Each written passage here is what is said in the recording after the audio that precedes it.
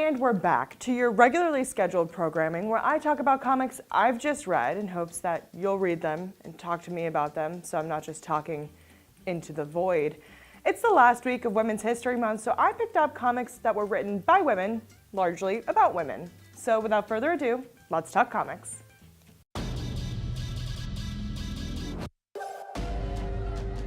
This week I picked up Marvel Rising and Glow, the comic based off of the hit Netflix series that I really enjoy. Now we're going to start with Marvel Rising because this is my first Squirrel Girl comic. And on the cover there's Kamala Khan, or Miss Marvel, Squirrel Girl, that's really hard to say, and Captain Marvel. Now Captain Marvel doesn't make an appearance in this particular issue of the comic, but you can bet that she'll probably be there in the future, or else why else would she be on the cover?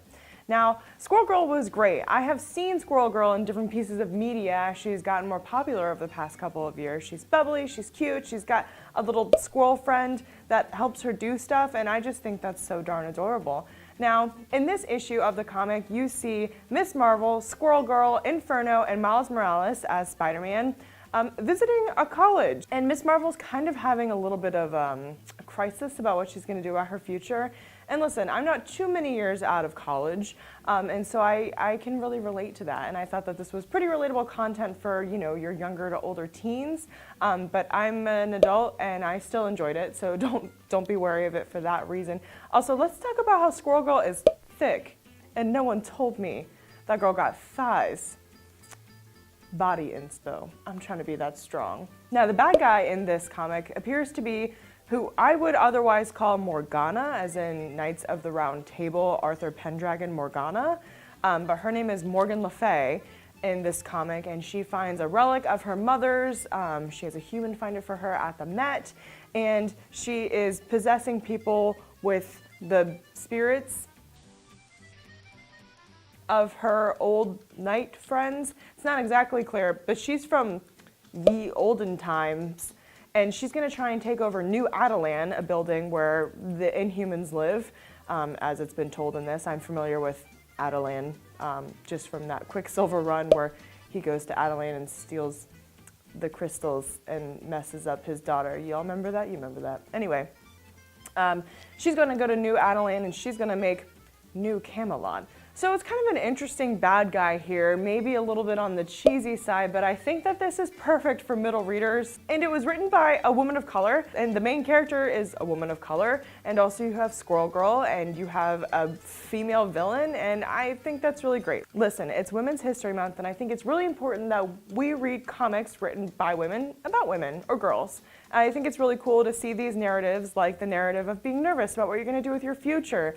Maybe I can't relate to being a superhero, but I can certainly relate to being, you know, a smart girl who was headed off toward college and not really sure what she was going to do and not sure if she was going to fit in, and all those insecurities that people tell you you're going to lose in your 20s, but you really don't. I'm really sorry to break it to you.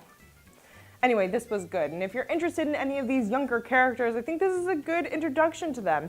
Not just Miss Marvel and Squirrel Girl or Morgana the bad guy, or Morgan Le Fay, sorry, Morgan the bad guy, but also Miles Morales, who is a great character, and of course we just saw him come to the limelight in Spider-Verse, which was an amazing movie, in Inferno, who I don't have too much experience with, but he was cool too. Your typical kind of person with fire powers who also has a quick temper, because that seems to be things that go with people who have fire powers. And I love seeing sort of the human side of superheroes, and you definitely got to see the human side of Kamala Khan, and I thought that was really awesome. Now, Glow.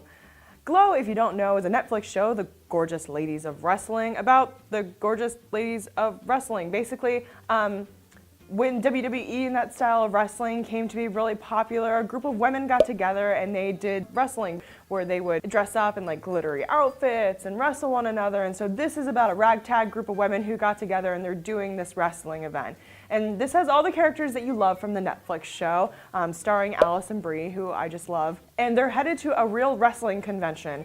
And they're nervous, you know, they're like, oh, well, these are real wrestlers, and, you know, what we do is different. But the Allison Brie character, Ruth, is like, no, nobody's seen what we do before, it's gonna be amazing. Well, come to find out when they get to the wrestling con, there's another group of female wrestlers.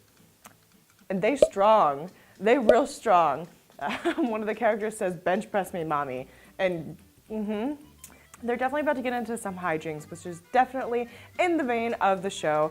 Kind of just this group of people who all have their own personal issues coming together to be one dysfunctional wrestling family. I love that. And this comic was completely female driven, female written, female drawn. In the back, there's some beautiful art by other female artists. It's about women. It was great. I really enjoyed that. And that's not why I would suggest picking up the comic. It's not just female stories written by ladies. But it's a really good and fun comic, and the drawings in it are so cute. And the show is really, really good. It has attracted a huge audience, and I don't think you need to be a lady to care about this comic or the show. I would definitely suggest that you pick it up. I'm really interested to see where it goes because it was really fun. And the show is both fun and serious, but this comic definitely tapped into that sort of fun vein, and you got to see all the characters that you like having their moment in the sun and just being adorable, and all of the cute and fun parts of their personalities were really highlighted in this comic, and I thought that was really awesome. So I will continue reading Glow, and I really, really enjoyed Marvel Rising. I think it's great, and if you're looking for a new comic with some of these newer characters in it, this would be the comic for you. All right, and on to some nerd news. Let's all take a deep breath and scream to the void together.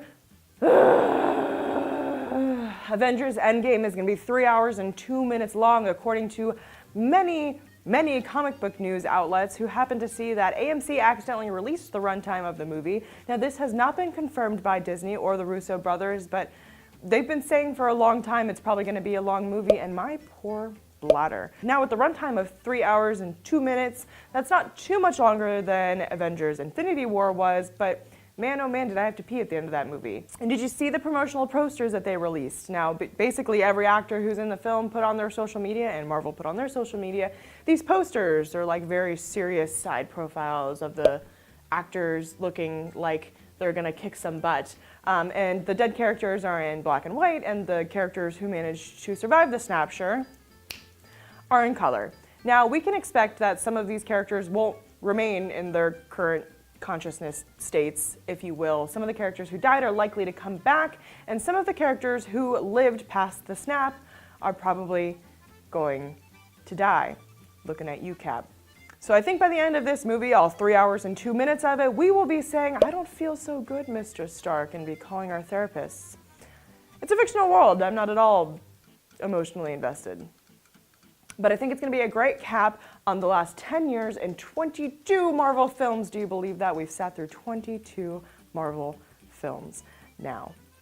Moving on from Marvel news, and did you know next month, April, is Portland Comic Book Month? Did you know that that's a thing? It's a thing. It's the 10th anniversary of the thing. It's the 10th anniversary of Portland Comic Book Month, and there's going to be a party at City Hall. I should find the date. And on April 4th, there's going to be a celebration at Portland's City Hall. Floating World Comics is going to be there. Located at 400 Northwest Cooch Street. I get all my comics there. Everybody there is so nice and so helpful, and they can help you find a comic that you're not reading, but you should be. Being put on by Commissioner U. Daly, and also there's going to be many artists and comic book creators locally that are going to be there, so you should definitely check it out. There's going to be like some food and fun stuff, and it's going to be great. I'm going to be there, so come and say hello. That tickles your fancy, and it should. So, in celebration of Portland Comic Book Month, next month I will be reading only comics made by Portland creators. The first of which being The Secret Voice by Zach Soto, which was supposed to drop next week, but dropped this week, so check your comic book stores for that. I will also be reading M.K. Reed and Jonathan Hill's Science Wild Weather comic that's coming out about climate change and weather and all sorts of stuff, and it looks just so darn cute. So stay tuned for that. If you have any suggestions of comics that I should read by local creators, please drop it in the comments. I'm so happy to look for that and read it. I love supporting local comics here in Portland. It's so great. So if you have any suggestions, also you can tweet me at Hello Destiny. I'm also on the Instagram at hello__destiny. I post a lot of photos of my dog, and I'm becoming a weird plant lady, so a lot of plant content as well. But if you're interested in that kind of stuff, you can find me here, and we can talk about that as well. But that's all I have for you guys this week. You can catch me screaming into the void at any given time on any given street corner about Avengers Endgame, because I'm very excited. And I will see you guys next week, same-ish time, same place. And until then, this has been KGW's Comic Pick of the Week.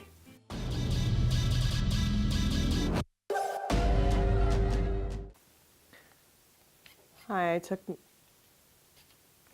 took my camera off the tripod. Oh, behind the scenes. What I meant to say is I still have some Emerald City Comic Con content that I'll be putting out, including an interview with Chris Sabella and also Jen Bartel. I've been a busy bee. I don't know, I mentioned this before, my full-time job is as an investigative reporter, and so I'm trying to do investigative stuff too. You don't care. I'm just letting you know. Okay, bye.